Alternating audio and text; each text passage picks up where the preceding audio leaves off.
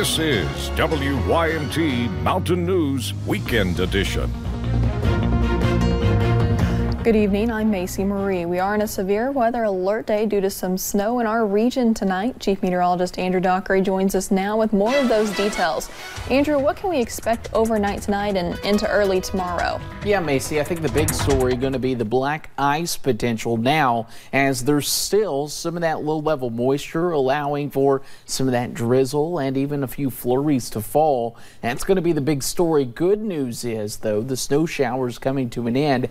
Take a look at some of the cameras. You'll notice Whitesburg, an area that has not received snow, but they are looking at wet roadways and temperatures dropping quickly. And if the pavement temperature drops quick enough like it has in Rowan County, you could see slick spots early on your Monday morning, and that black ice is why we continue the severe weather alert day at this time. Of course, pinpoint Doppler, a few snow showers as you work into portions of northwestern Virginia, into portions of West Virginia as well, and we continue to look at a few flurries, but nothing compared to what was falling earlier in northern Kentucky. Of course, temperatures at this time 29 in Jackson, 30 degrees in Pikeville, and 31 in Prestonsburg, 30 degrees in London. Of course, Macy, will have a full look at the rest of the week coming up in a few short minutes.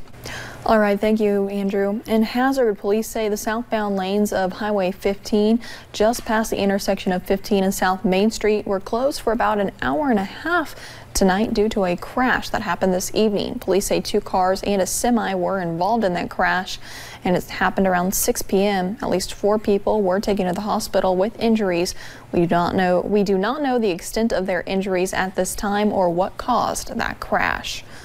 Road crews were out in many parts of the state today. Here's some video out of central Kentucky of the snow falling there. Over in Scott County, snow fell in a short amount of time, and slick roads led to a few crashes this afternoon up in northern Kentucky.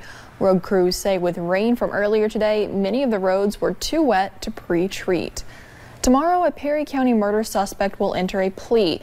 James McIntosh is scheduled for arraignment in the afternoon. He's accused of shooting Danny Mullins multiple times Wednesday in the Glomar community. Deputies have not released a motive in the case. And a visitation for Danny Mullins was held tonight starting around 6 o'clock. Family members tell us many people attended to share memories of Mullins. A funeral will be held at the County Line Community Church tomorrow starting at 1. Mullins leaves behind a wife and daughter. Mullins will be laid to rest at Mountain View Memorial Gardens. He was 42 years old. Many in Pikeville honored a local veteran today. The local VFW set up at Texas Roadhouse to give 5-year veteran Landon Tackett a proper welcome. Fire trucks, ambulances, and police cruisers set up to show their appreciation. Tackett had no idea any of this was planned. WYMT's Marianne Fletcher was there as he accepted the key to the city of Pikeville. A surprise welcome home party. We know zero about this at all. Nathan Sesko is a longtime friend of bronze medal recipient Landon Tackett. I know the kid is real humble. He's probably not going to be real acceptant to thinking he deserves it, but he does. Tackett is from Betsy Lane, served 5 years in the United States military, and traveled the world. So I was stationed in Vilseck, Germany, Italy, Switzerland, Denmark, Greece, Romania, Egypt, Africa, and Afghanistan, obviously. On Sunday, to his surprise, Pikeville Mayor Jimmy Carter presented Tackett with the key to the city. It was supposed to just be me and my fiance and my friends and just have a nice dinner. Sesko says the dinner snowballed into this presentation after city officials found out about Tackett's homecoming. So it's really good that the community came together just to welcome our soldiers home. And while Tackett is humble, this happened and it was crazy. He thanks everyone for their support. I just want to thank everybody that came. It's raining, the weather's horrible, and for people to stand here in the rain and be cold to support me, that's the greatest honor I could ever have. Welcoming a soldier home. When you see this, you know it's worth it. In Pike County, Marianne Fletcher, WYMT Mountain News. More than 8 months ago, a person or several people broke into the Union Association building of the Old Regular Baptist Church in Pike County. On Wednesday, this man, 24-year-old Michael Adair, was arrested after he turned himself in. Jimmy Dale Seniors has been a member of the church for 50 years. He says he has no hate for Adair. He only hopes he gets the help he needs. God teaches us not to hate, to love people, although we get upset at times, you know, naturally. Volunteers with the church replaced pews, ceiling tiles, carpet, and paint. The damage cost around $7,500. Michael Adair is charged with second-degree arson.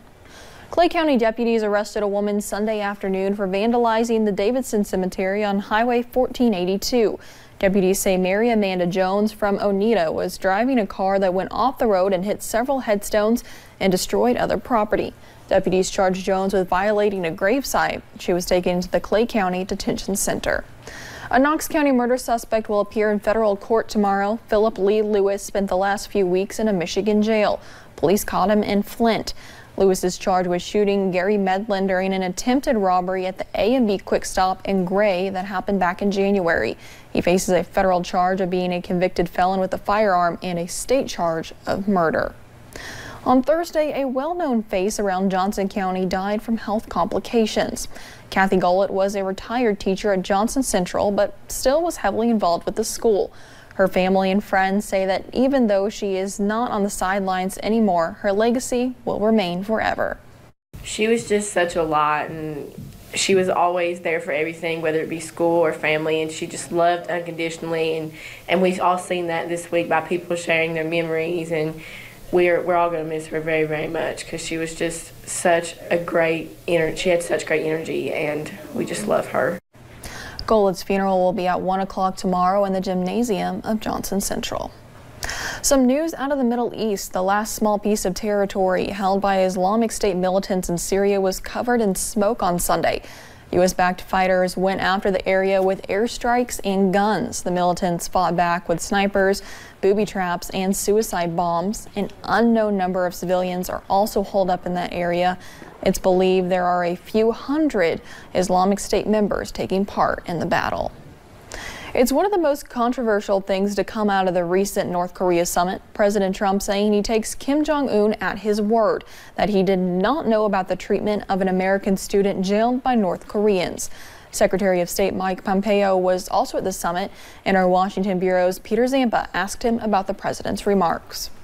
The president said he takes Kim Jong-un at his word that he didn't know about the treatment of the University of Virginia student Otto Warmbier that led to his death. Do you believe Kim Jong-un?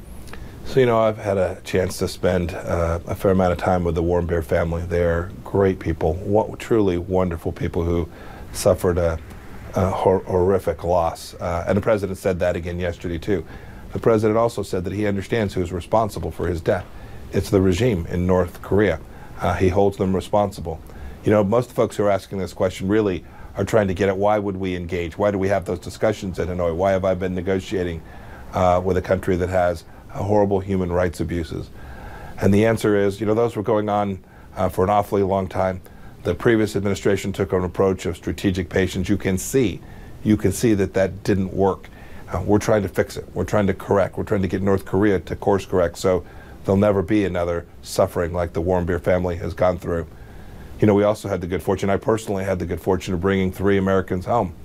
I wish we could have brought Otto home in a condition that was better and this tragedy had not taken place. We're determined to get Americans back. We got another American back from Yemen just this past week. But do you believe Kim Jong-un when he says he didn't know about the treatment that led to his death? We take very seriously the North Korean human rights violations, and we know exactly who's responsible for the death of Otto Warmbier. The North Korean regime is responsible for the death of Otto Warmbier. So there's no doubt about that. So Kim Jong-un? The North Korean regime is responsible for the death of Otto Warmbier. End of story. Mr. Secretary, thank you so much for taking some time. Thank you very much, sir. Appreciate it. Now, President Trump took to Twitter after the summit defending his remarks about Warmbier, saying in part, "I never like being misinterpreted, but especially when it comes to Otto Warmbier and his great family. Remember, I got Otto out along with 3 others. The previous administration did nothing, and he was taken on there. Of course, I hold North Korea responsible for Otto's mistreatment and his death."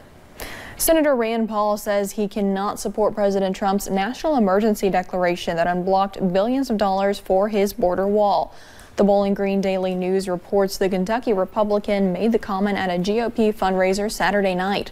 It reported he said, quote, "I can't vote to give the president the power to spend money that hasn't been appropriated by Congress." With that, the Senate now likely has enough votes to approve a bill blocking President Trump's declaration. The bill already cleared the House.